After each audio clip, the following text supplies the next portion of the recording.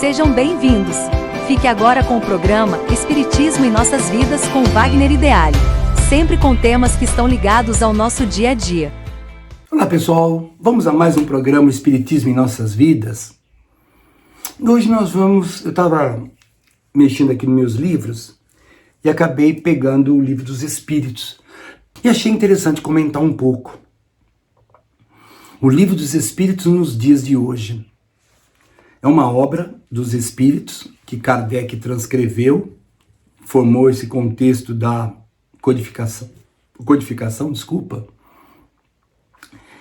E o Livro dos Espíritos tem as respostas que as filosofias vêm buscando desde a época da Grécia Antiga, do Egito Antigo. Quem nós somos? De onde viemos? E qual é o sentido da vida? Tá lá. Tá lá. Mas será que isso tá certo? Será que realmente é isso? Bom, começa o seguinte. Já foi analisado esse livro por vários pesquisadores ateus. E teve me foge o nome dele, ele disse assim, esse livro, eu não acredito em uma linha do que está escrito nesse livro, mas ele é coerente da primeira até a última questão e sua sequência, suas respostas. Ele é 100% coerente em tudo que ele está escrito. Mas eu não acredito em nada disso. Porque o Livro dos Espíritos vem ser o marco inicial da doutrina espírita. Todo espírita deveria ler pelo menos 3, 4 vezes esse livro. E cada vez que você lê, você vai perceber que é a primeira vez que você leu. Tem muita coisa importante lá dentro. O Divaldo uma vez falou que a Joana mandou ele ler 5 vezes o Livro dos Espíritos. Ele leu. Chegou na 5ª vez, ela falou, na verdade você precisava ler mais, mas tá bom, vamos seguir a vida, 5 vezes já tá bom. É brincadeira? Porque o Livro dos Espíritos, ele tem um momento dele que ele trata de ciência, ele tem um momento dele que ele trata de filosofia, ele tem um momento dele que ele trata do contexto religioso. Porque justamente são as 3 áreas do conhecimento, filosofia, religião e ciência. No passado, a religião é que cuidava da ciência. Era a religião que cuidava de filosofia. Existiam os filósofos independentes. Todas essas áreas tentam explicar a vida. Ninguém consegue. A ciência tem suas limitações. Ela está baseada em experimentação e ela tem uma dificuldade muito grande de explicar consciência e explicar Deus. Consciência, quando a gente fala consciência, não é a consciência, eu estou consciente disso, não é isso. Consciência que está sendo dito ali é o espírito. O corpo físico é um veículo de manifestação da consciência. Consciência é você. Você não é um corpo que tem espírito. Você é um espírito vivenciando uma experiência num corpo. Então quem está falando, quem está escutando, quem está tomando decisão, não é o corpo físico, é o espírito. O corpo físico reage, o espírito conduz as informações para o cérebro e essa máquina maravilhosa faz todo o rearranjo. Algumas coisas o próprio cérebro decide dentro de certos automatismos, mas as decisões profundas são feitas pelo espírito, por você. Então a ciência tem essa limitação. A filosofia, ela tem já uma reflexão racional, interpretações profundas, né? Mas, normalmente, a filosofia fica, a gente fala popularmente, né? Fica no plano filosófico, ou seja, não tem resposta. Não tem uma resposta definitiva. A filosofia está sempre questionando o que não está errado. O que não está errado? Religião. A religião, ela oferece orientação moral, sim, mas muitas dessas orientações morais contêm dogmas rígidos. Não, isso não pode porque é pecado, isso aquilo não pode porque é contra a lei de Deus, aquilo não pode, não, de jeito nenhum. Mas tudo pode, como disse Paulo, algumas coisas não convêm. Porque Paulo deixou muito claro, não existe pecado. Existem atitudes construtivas e atitudes que vão nos gerar problemas.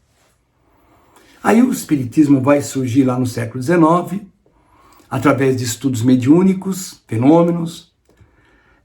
E o Livro dos Espíritos, ele não se apresenta com um aspecto dogmático, mas ele vai se apresentar como um livro de estudo, de reflexão, para levar nós, seres humanos, a a uma mudança moral, a um desenvolvimento. Essa é a proposta do Livro dos Espíritos. Esse livro foi publicado em 1857, ou seja, esse livro existe há 169 anos e pouco compreendido ainda. São 1019 perguntas e respostas, e existem alguns momentos que existe fora das perguntas e respostas, comentários de Kardec. Comentários esses que alguns realmente são do Kardec, e outros são textos que o Kardec recebeu, uma pilha de, vamos dizer assim, de apostilas que passaram para ele, e dali ele estudou aquilo com muito critério, muito critério. E o que é muito interessante é que esse livro ele foi dividido em 4 partes. A primeira parte é chamada Causas Primárias. O livro vai falar de Deus, de universo, de criação e de princípio vital, ou seja, aquela energia que dá o princípio à vida. O princípio vital a ciência está buscando há muito tempo. O Espiritismo não dá a receita, mas ele explica que existe esse princípio vital e é ele que dá origem em tudo. A segunda parte do livro vai falar do mundo espírita, então vai falar de espírito, reencarnação, encarnação, vida espiritual. Tá lá perguntas e respostas para quem quiser saber. Muito interessante, né? Aí ele vai para a terceira parte. Na minha visão, acho que todas são importantes, mas essa aqui é fundamental para o nosso nível de evolução atual, chamada as leis morais. Tem a lei de adoração, lei de trabalho, lei de progresso, lei de justiça. Dentro deles existem as leis de destruição, que há coisas que precisam ser destruídas e reconstruídas. Sim, o seu corpo vai ser destruído. Muitas pessoas não querem falar nisso, mas a vida ela é finita. Ninguém vai ficar para semente. Vai chegar um momento, todos nós vamos desencarnar. Não, nem fala nisso. Temos que falar. Você está vivendo, bacana. Vai chegar uma hora que você vai parar de viver. Não é por aí. E ao parar de viver, você vai ficar sem o corpo físico. Vai passar por uma fase de readaptação no mundo espiritual. E essa fase pode durar um dia, um mês, um século, um ano. Porque vê como a gente vai se desprender do mundo físico. Para depois ir receber tratamento, depois começar a agir como um espírito equilibrado e se preparar para uma nova reencarnação. Claro, esse espírito que eu acabei de falar é um espírito que já está num patamar mediano. Espíritos muito primitivos, não. Eles têm as suas encarnações compulsórias ainda, tudo controlado por um mundo espiritual superior para ajudá-lo a evoluir.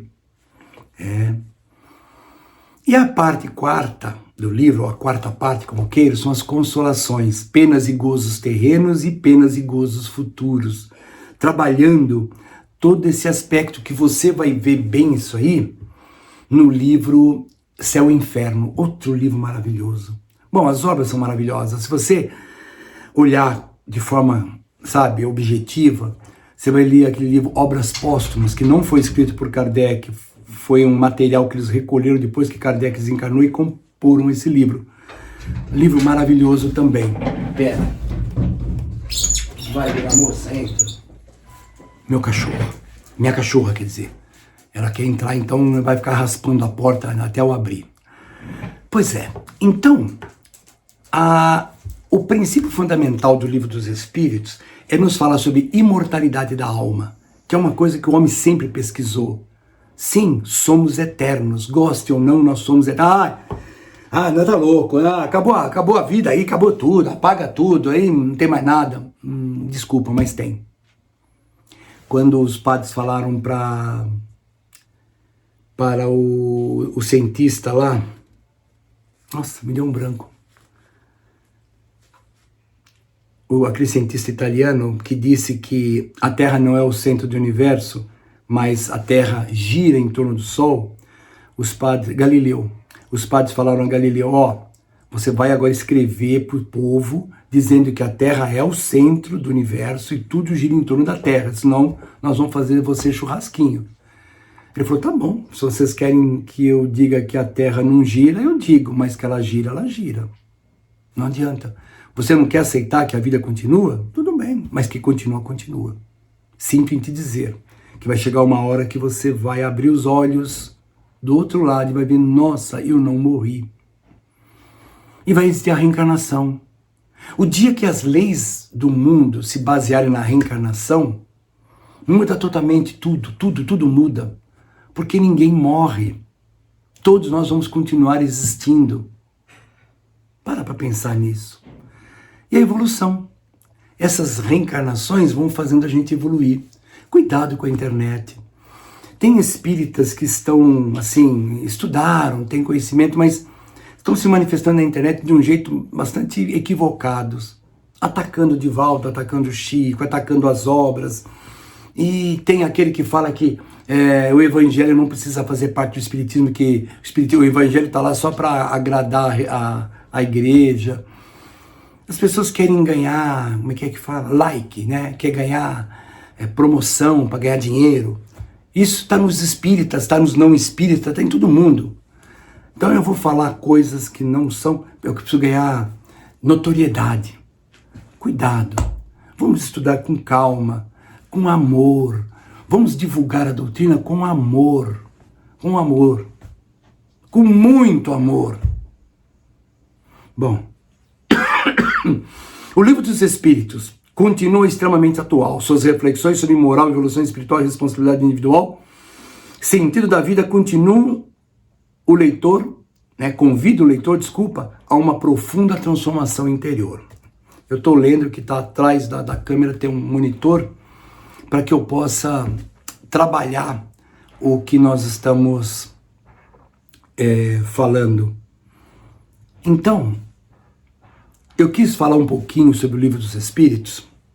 Eu quero ver se depois eu falo sobre o Evangelho, sobre todos os livros da codificação, mas não tinha como. Nossa, que coisa. Gripe é fogo. Mas ninguém vai pegar gripe, né? Porque eu estou na internet, então não tem perigo. Nós temos que olhar o Livro dos Espíritos não como uma obra filosófica, mas uma reflexão profunda de que ele está mostrando para a gente como viver. O Evangelho nos ensina como se machucar menos. O Evangelho não foi escrito para você adorar Deus, adorar Jesus. Não sei se Jesus e o Criador do Universo está preocupado que a gente o adore, mas eles estão preocupados em que a gente faça o melhor da gente, que a gente modifique o nosso jeito de ser, que a gente ame mais, perdoe mais, estude mais, trabalhe mais, perdoe a nós e ao próximo, que nos amem, e nós precisamos nos amar e amar o próximo. Amar no sentido mais profundo da palavra. É isso que eles esperam da gente. Porque isso vai fazer com que a gente evolua. Evoluindo, vai diminuindo o sofrimento. A Terra ainda é um lugar de sofrimento. Nós estamos num planeta de expiações e provas. No começo da transformação planetária que está caminhando, tá aí o mundo, tá uma balbúrdia, o mundo tá terrível, o planeta Terra, não tá? Tá terrível. É o começo dessa mudança. E uma vez perguntando ao Divaldo, um amigo nosso, e depois ele me mostrou a gravação, que ele era muito próximo do Divaldo. Ele falou, Wagner, escuta o que o Divaldo está falando aqui. Ele falou, painho, ele brincava com ele, Chegamos no fundo do poço, painho. Ele falou, não, ainda tem mais coisa. Não sei te dizer o que tem pela frente, mas tem ainda coisas antes de iniciar o processo. Existem pessoas que já estão vivendo no mundo de regeneração. Sim, tem pessoas que já vivem. Eu tive um funcionário numa empresa onde eu dirigi a área técnica, a parte técnica da empresa, de eletrônica. Depois do almoço, o funcionário voltou, virou para mim e falou, Wagner, eu preciso sair de novo. Eu falei, por que você vai sair de novo? Wagner, eu preciso voltar na casa lotérica. Por quê? Porque eu paguei com uma nota de R$100, que eu fiz um joguinho, e a moça me mandou o troco errado. Troco errado? Ela me deu muito mais do que era para ser dado. Muito mais. E eu sei que na hora que fechar o caixa, tadinha, ela vai ter que pagar do bolso dela, Falei, pode ir lá, vai lá. É aqui pertinho? Não, Wagner, não. É lá no 3 quarteirão daqui. Pode ir lá, vai lá. Ele foi lá e devolveu o dinheiro. Ele, quando voltou, eu falei, e aí a moça? Nossa, a moça só voltou a chorar. Porque para ela, 20, 30, 40 reais é dinheiro. Para mim também é, não sei para outro, mas para mim 30, 40 reais é dinheiro, né? Não é para se desperdiçar. Então, um cara desse, ele já vive num mundo de regeneração. Ele é espírita? Ele é ateu? Sei lá, não importa. O meu querido Edivaldo disse uma vez, eu prefiro 1000 vezes um ateu honesto, sincero, equilibrado, do que um religioso, sei lá, usa a palavra que vocês quiserem usar, né? Um religioso psicopata, vamos falar assim, que a maioria dos psicopatas, eles são religiosos. É terrível isso, mas infelizmente é uma realidade. Pois é. Então, o Livro dos Espíritos nos convida à reflexão, à transformação moral e nos dá o sentido da vida. Pode ser que depois que adentrar o mundo de regeneração, daqui 500, 1000 anos, a gente vai ver que tudo que o Livro dos Espíritos nos ensina é um pedacinho de uma realidade que vai vir muito maior, sem a menor dúvida. Sem a menor dúvida. Mas a gente já deu um passo grande. E vamos continuar nessa jornada, refletindo, vivendo, fazendo o melhor de nossa parte, amando bastante. E não esqueça a oração. A oração é uma ferramenta maravilhosa para as nossas vidas. Ficamos por aqui, até o nosso próximo programa, pessoal.